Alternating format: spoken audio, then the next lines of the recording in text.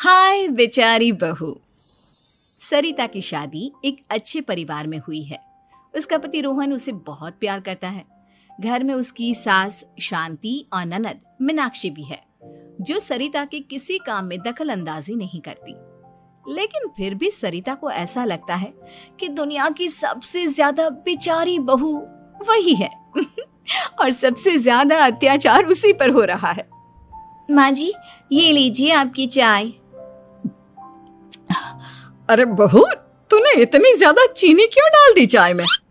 हाय हाय माँ जी, मैंने तो उतनी ही मीठी बनाई है जितनी मीठी आपको पसंद है। माँ जी, आपको तो मेरे हाथ की चाय अच्छी ही नहीं लगती। जब देखो कुछ न कुछ कमी निकाल ही देती हो। अरे बहू, तू एक बात के पीछे ही पड़ जाती है। मैंने ऐसा कब कहा कि तू रोज चाय खराब बनाती है? सरिता अपने कमरे में चली जाती है और फोन उठाकर अपनी माँ से बात करती है। हेलो माँ, कैसी हो आप? क्या कर रही हो? मैं तो ठीक हूँ, पर तू बता, तेरा मूड कैसा है? तेरी आवाज से लग रहा है कि कुछ तो हुआ है तेरे ससुराल में। अरे क्या बताऊँ माँ, यहाँ तो हर समय मेरे साथ बहुत बुरा व्यवहार होता है। मैंने अपनी सास के लिए इतनी अच्छी चाय बनाई, लेकिन मेरी सास चाय पीते ही मुझे 4 बातें सुना दी। बेटी, तू इतनी छोटी छोटी बातों पर ध्यान ही क्यों देती हो? तुम्हारी सास ने कुछ बोल भी दिया तो क्या हो गया, वो बड़ी है ना तुझसे।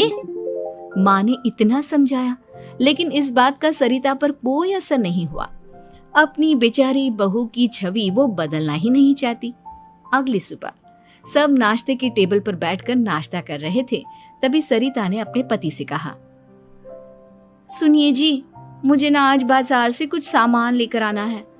आज आप ऑफिस से आने के बाद मुझे लेकर चलना ना।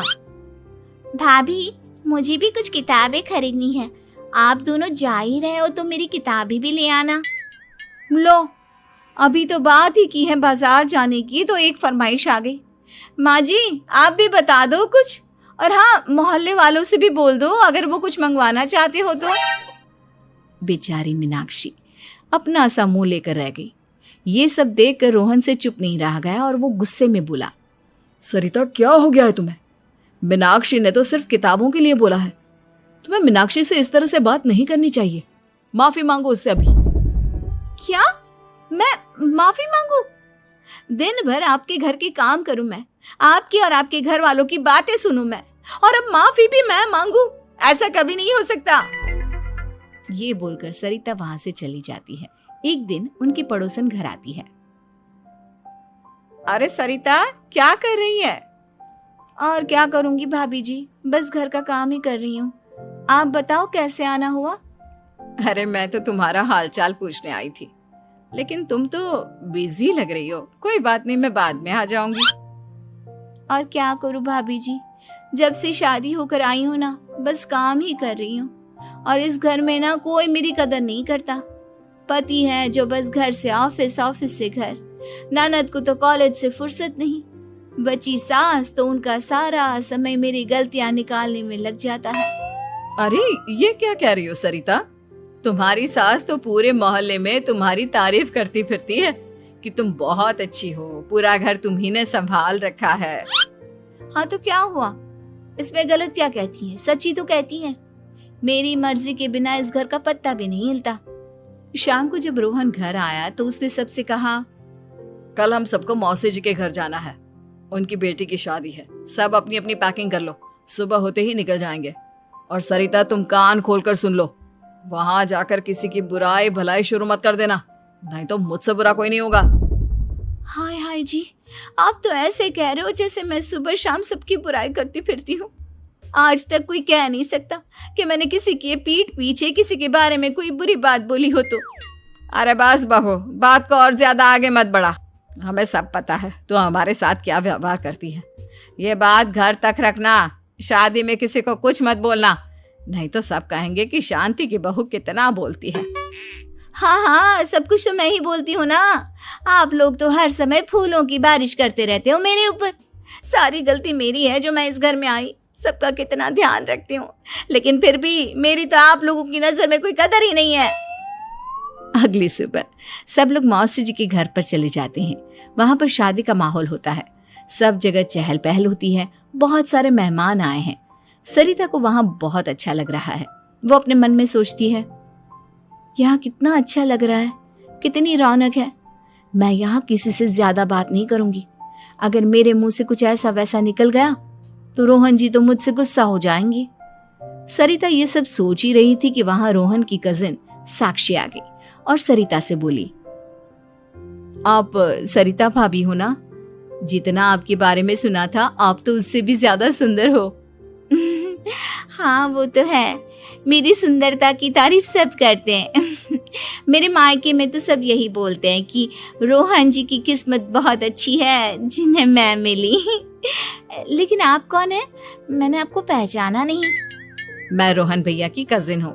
आपकी शादी पर नहीं आ पाई थी ना, इसलिए आप मुझसे मिले नहीं कभी। शांति मौसी और मीनाक्षी आपकी बहुत तारीफ करते हैं। क्या कहा तुमने? मेरी तारीफ? कभी नहीं। मेरे ससुराल वाले कभी मेरी तारीफ कर ही नहीं सकते। मैं इतनी अच्छी हूँ, मेहनती हूँ, लेकिन उन्हें तो मेरी कदर ही नहीं।